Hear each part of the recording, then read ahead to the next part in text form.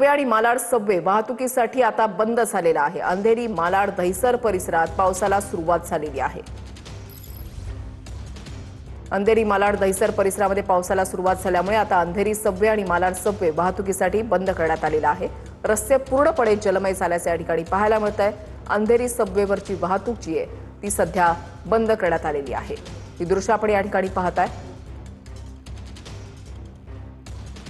हा रस्ता म्हणावा का नदीचा प्रवाह असा प्रश्न पडावा अशी दृश्य सध्या समोर आलेली आहेत। पालिकेचे कर्मचारी या ठिकाणी तैनात करण्यात आलेले आहेत। त्यांची उपस्थिती या ठिकाणी आहे। अंधेरी सबवे वाहतुकीसाठी बंद करण्यात आलाय।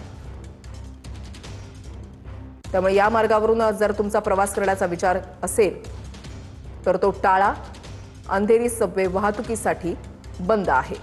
मालाड सबवे सुद्धा वाहतुकीसाठी आता बंद ठेवण्यात आलेला आहे। धोधो पडत असलेला पावसाची संततधार आणि आता पावसानं जोर धरल्यामुळे पाण्याच्या या वेगामध्ये सुद्धा वाढ झाल्याचं पाहायला मिळतंय आणि अंधेरी सबवेमधून पाण्याचा प्रवाह वाढलेला आहे।